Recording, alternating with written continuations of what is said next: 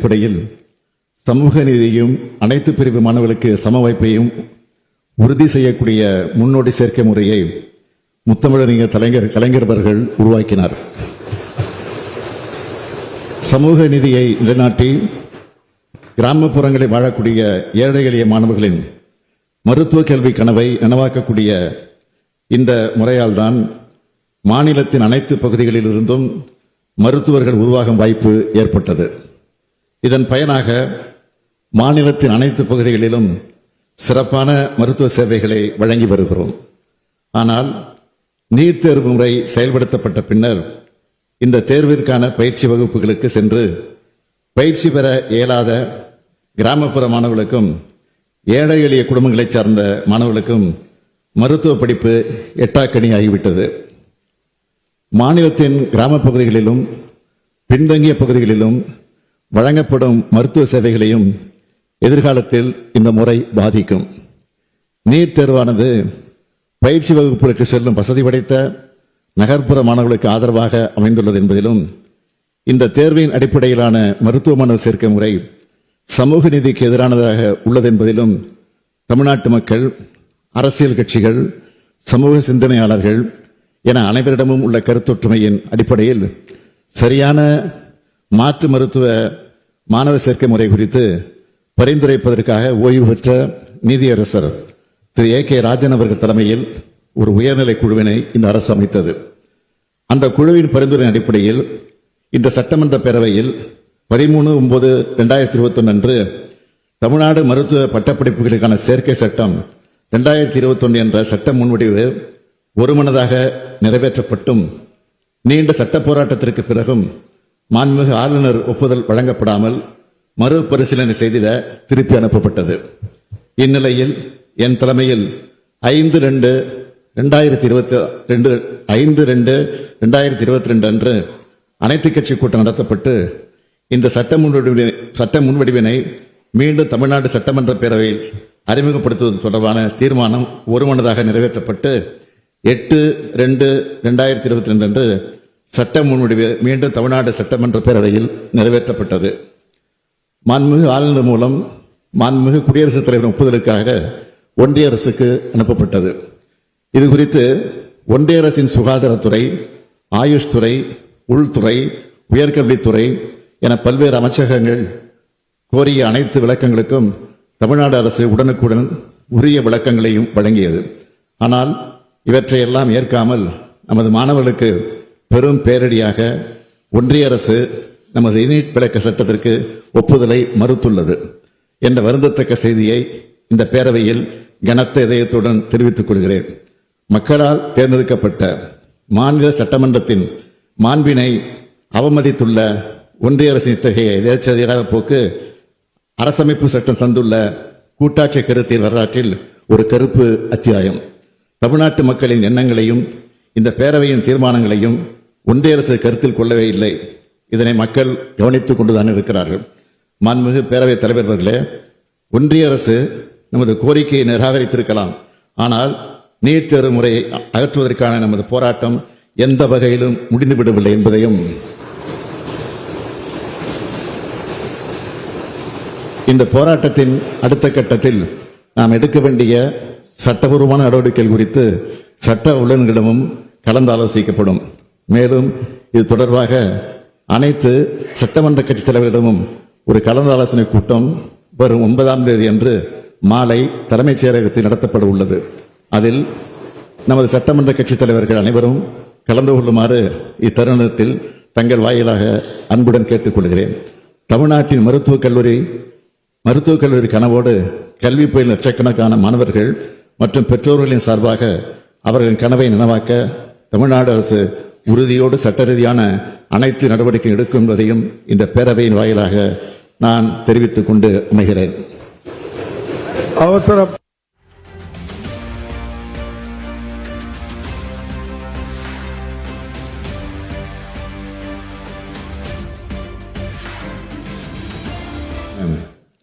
நுழைவுத் தேர்வை ரத்து செய்து பள்ளிகளில் 12 ஆண்டுகள் பயிலக்கூடிய பள்ளிக்கல்வி மதிப்பெண்களின் அடிப்படையில் சமூக நீதியும் அனைத்து பிரிவு மாணவர்களுக்கு சம வாய்ப்பையும் உறுதி செய்யக்கூடிய முன்னோடி சேர்க்கை முறையை முத்தமிழறிஞர் கலைஞர் அவர்கள் உருவாக்கினார். சமூக நீதியை நிலைநாட்டி கிராமப்புறங்களில் வாழக்கூடிய ஏழை எளிய மாணவர்களின் மருத்துவ கல்வி கனவை நனவாக்கக்கூடிய இந்த முறையால் தான் மாநிலத்தின் அனைத்து பகுதிகளில் இருந்தும் மருத்துவர்கள் உருவாகும் வாய்ப்பு ஏற்பட்டது. இதன் பயனாக மாநிலத்தின் அனைத்து பகுதிகளிலும் சிறப்பான மருத்துவ சேவைகளை வழங்கி வருகிறோம்.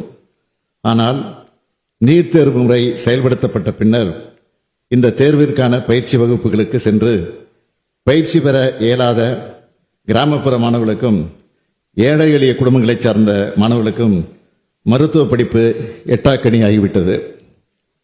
மாநிலத்தின் கிராம பகுதிகளிலும் பின்தங்கிய பகுதிகளிலும் வழங்கப்படும் மருத்துவ சேவைகளையும் எதிர்காலத்தில் இந்த முறை பாதிக்கும். நீட் தேர்வானது பயிற்சி வகுப்புகளுக்கு செல்லும் வசதி படைத்த நகர்ப்புற மாணவர்களுக்கு ஆதரவாக அமைந்துள்ளது என்பதிலும் இந்த தேர்வின் அடிப்படையிலான மருத்துவ மாணவர் சேர்க்கை முறை சமூக நீதிக்கு எதிரானதாக உள்ளது என்பதிலும் தமிழ்நாட்டு மக்கள், அரசியல் கட்சிகள், சமூக சிந்தனையாளர்கள் என அனைவரிடமும் உள்ள கருத்தொற்றுமையின் அடிப்படையில் சரியான மாற்று மருத்துவ மாணவர் சேர்க்கை முறை குறித்து பரிந்துரைப்பதற்காக ஓய்வு பெற்ற நீதியரசர் திரு ஏ கே ராஜன் அவர்கள் தலைமையில் ஒரு உயர்நிலை குழுவினை இந்த அரசு அமைத்தது. அந்த குழுவின் பரிந்துரை அடிப்படையில் இந்த சட்டமன்ற பேரவையில் 13/9/2021 அன்று தமிழ்நாடு மருத்துவ பட்டப்படிப்புகளுக்கான சேர்க்கை சட்டம் 2021 என்ற சட்ட முன்வடிவு ஒருமனதாக நிறைவேற்றப்பட்டும் நீண்ட சட்ட போராட்டத்திற்கு பிறகும் மாண்புமிகு ஆளுநர் ஒப்புதல் வழங்கப்படாமல் மறுபரிசீலனை செய்திட திருப்பி அனுப்பப்பட்டது. நுழைவு நீட் தேர்வு தொடர்பாக தமிழ்நாடு சட்டப்பேரவையில் நிறைவேற்றி அனுப்பப்பட்ட மசோதாவை மத்திய அரசு நிராகரித்திருக்கிறது. அடுத்த கட்ட நடவடிக்கை தொடர்பாக ஆலோசிப்பதற்காக வரக்கூடிய 9ஆம் தேதி அனைத்துக் கட்சி கூட்டத்திற்கு தமிழ்நாடு முதலமைச்சர் மு க ஸ்டாலின் அழைப்பு விடுத்திருக்கிறார். தொடர்பாக தன்னுடைய கருத்துக்களை பகிர்ந்து கொள்வதற்காக திரு ஜெகநேசன் மன்னன் இணைகிறார். சார் வணக்கம். இந்த நீட் தொடர்பாக ஆராய்வதற்காக அமைக்கப்பட்ட குழுவில் நீங்களும் உறுப்பினராக இருந்தீங்க. இந்த மசோதாவை மத்திய அரசு நிராகரிச்சிருக்கு. தமிழ்நாடு அரசு அடுத்த கட்டமா என்ன நடவடிக்கை எடுக்க போகுது? உங்களுடைய கருத்து என்னது? இது மத்திய அரசு நிராகரிக்கிறதுக்கு அதுல அவங்க சட்டத்தை இந்த நேஷனல் மெடிக்கல் கமிஷன் அப்படிங்கிற ஒரு சட்டமாக இருக்கிறது, அதனால நாங்க நிராகரிக்கிறோம் அப்படிங்கிற காரணத்தை காட்டி அவங்க செய்வாங்க.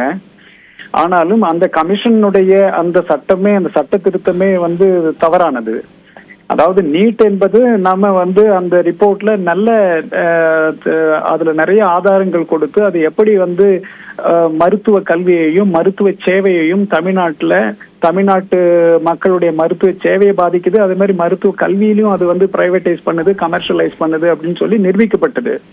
அப்ப இதை நாம இன்னும் கோர்ட்ல கண்டெஸ்ட் பண்ணாம நாம என்ன பண்ணிருக்கிறோம், நாம பிரசிடென்ட் அசெப்டுக்காக பில் பாஸ் பண்ணி நம்ம அனுப்பினோம். இப்ப அதை அவங்க நிராகரிச்சிருக்காங்க. அப்படின்னும் பொழுது அப்ப இதனுடைய மாநிலத்தினுடைய உரிமையில அவங்க தலையிட்டு மேல அவங்க ஆட்சியில இருக்கின்ற அதிகாரத்தை பயன்படுத்தி துஷ்பிரயோகம் செய்கிறதா தாங்க தெரியுது.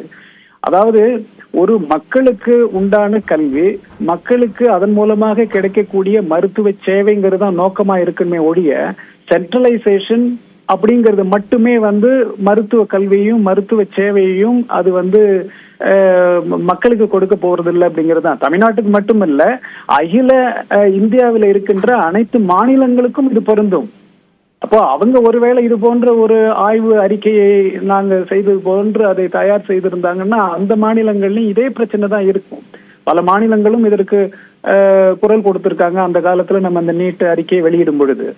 அப்படி என்னும் பொழுது இது மக்களுக்கு, தமிழ்நாட்டு மக்களுக்கு எதிரானது, இந்திய மக்கள் அனைத்து மாநிலங்களுக்குமே எதிரானது தான். ஏனென்றால் நீட் என்ற ஒரு தேர்வு என்பது கமர்ஷியலைசேஷனுக்கு கொண்டு போகுது, பிரைவேடைசேஷனுக்கு கொண்டு போகுது அப்படிங்கிறது துல்லியமாக அதை நிரூபிச்சிருக்கோம். கமர்ஷியலைசேஷன் ஏன்னா நீட்ல கோச்சிங் சென்டர் போய் தான் அதுல இருந்து நாம அந்த மருத்துவ படிப்பு போவோம். More than 50% of the seats are private seeds.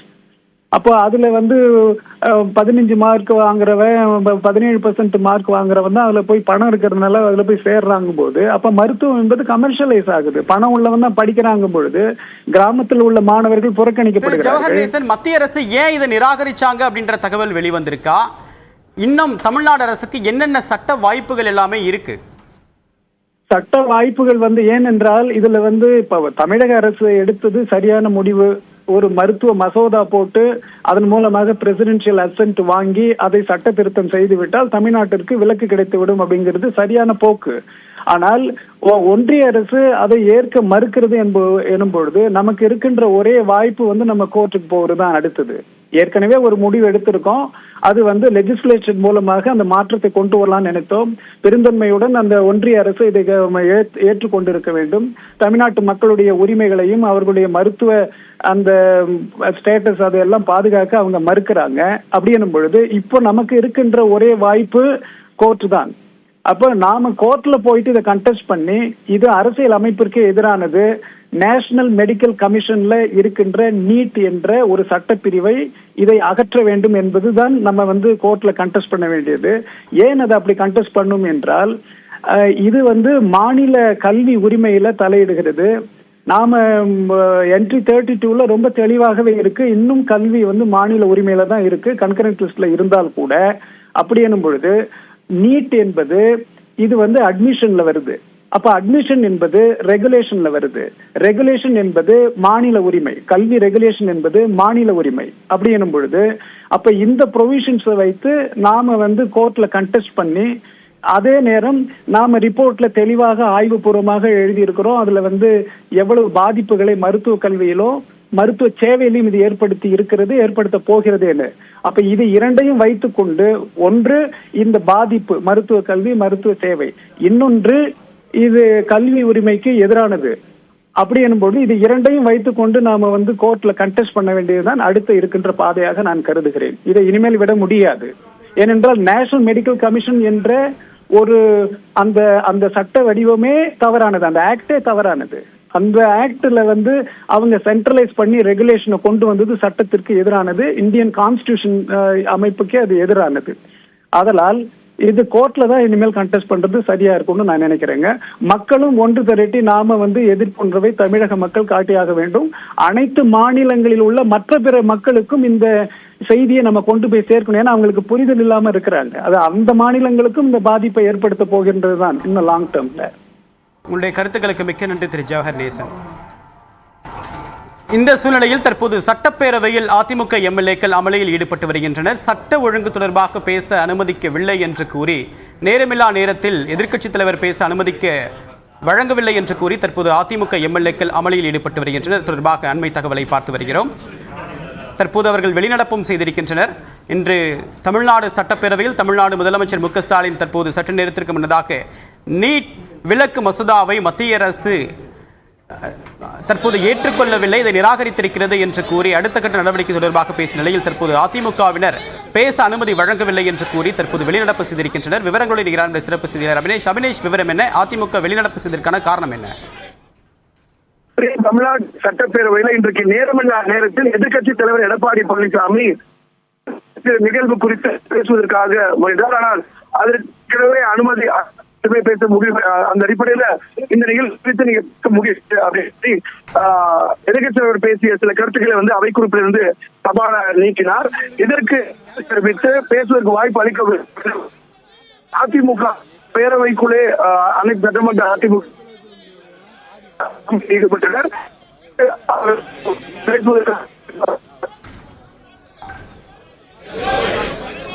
நேரமில்லா நேரத்தில் எதிர்க்கட்சித் தலைவர் எடப்பாடி பழனிசாமி பேச அனுமதி வழங்கவில்லை என்று கூறி தற்போது அதிமுகவினர் வெளிநடப்பு செய்திருக்கின்றனர்.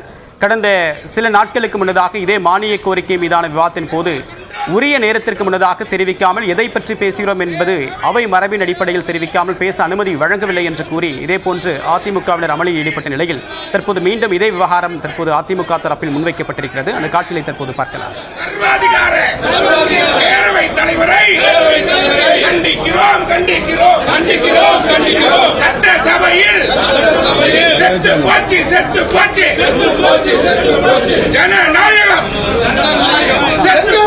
எங்கே போச்சு ஜனநாயகம் எங்கே போச்சு